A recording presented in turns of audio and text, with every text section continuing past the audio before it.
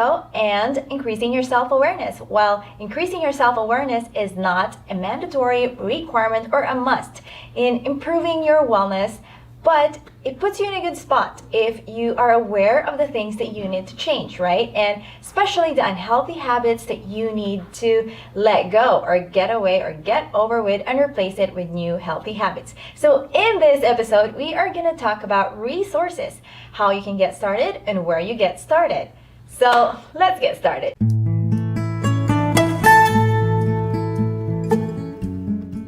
Before we start this episode, I would like to point out our reference, which is James 1:5. So the Epistle of James is a letter. So it's a letter to the people, and it is really, there's a lot of things here that are comforting if you read it, and it has no title, it doesn't have any origin, so it's kind of like you are giving a message to a friend. So that's how it kind of like appeals to me. So in James 1:5, if you're not familiar with it, let's read it. It talks about wisdom, if we lack wisdom. So if any of you lacks wisdom, let him ask of God, who gives to all liberally and without reproach, and it will be given to him. Isn't that comforting? And notice the line, let him ask of God who gives to all, no exception, to all liberally. So it means if you ask, it doesn't matter who you are, it doesn't matter what your past is, it doesn't matter what your background is. If you ask God, he will give it to you liberally, and that's really comforting. It is important because,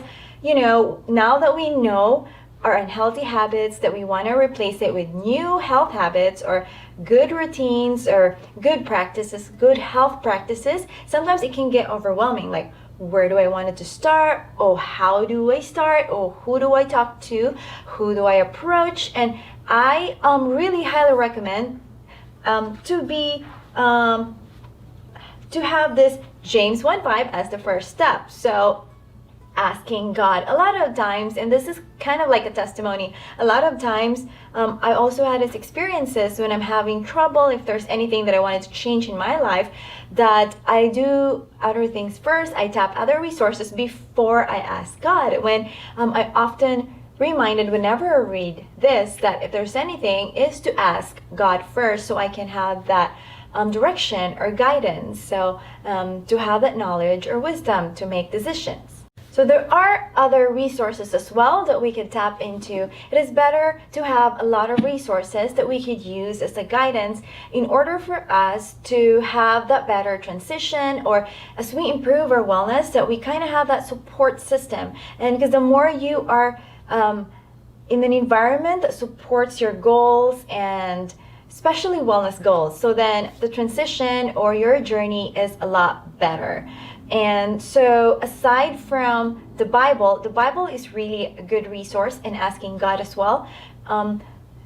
The church or a group in the community that also encourages health and that also teaches about health. If you have those groups in your community that you currently have, what's around you, tap into those resources. The next resource is having a health and wellness coach, or having that person. It doesn't have to be a health and wellness coach, a person that you can talk to that resonate with your beliefs and principles, that you can ask help or assistance with in terms of improving your wellness, whether that might be physical health, mental health, spiritual health, or that's someone that you look up to maybe, or someone that inspires you to that you can be your guide to help you improve your wellness.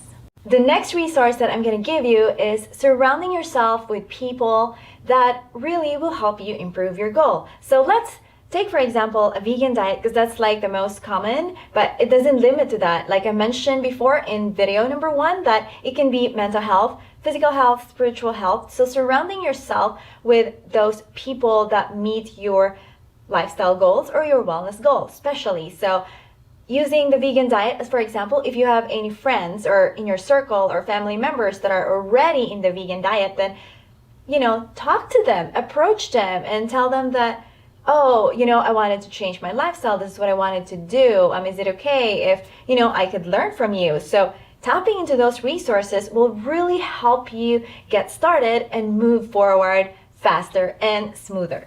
Next, join events or any activities in your community or in your circle that are related to your wellness goals. So using again as a vegan diet as your goal in this case and as an example, if there's a cooking class in your community, if there's any vegan group in your community, then join those groups. And especially if it's a group that you can resonate with, or you wanted to surround yourself with those type of people, so you kind of have this common goal in mind. So like-minded people, if you surround yourself with those people, then you don't feel as if you're the only person in the world that's gonna be doing this. And the journey won't be so hard because you have this significant others or people that are surrounding you that supports you in your goal and your journey as well. Next resource, feed your mind and feed your soul. So again, using the vegan diet as an example,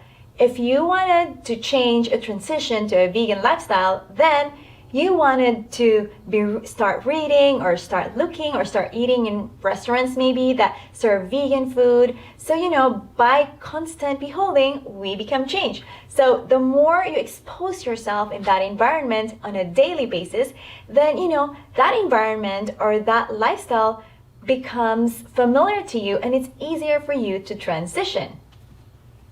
Another helpful resource is online. Now in the age of World Wide Web, we can find a lot of videos, lectures, and workshops or articles about wellness, how to improve your wellness. But be careful, in the day of World Wide Web, you can also find unreliable resources online. So one resource that I really recommend that helped me as well and many others is Amazing Health by Walter Veit. It's an Christian evidence-based resource that has a lot of studies and videos about wellness, healthy eating, and wellness in general. So check that out. And there are other resources out there, but that's a good place to get started. I don't really want to give you so many at this point, but that's a good place to start.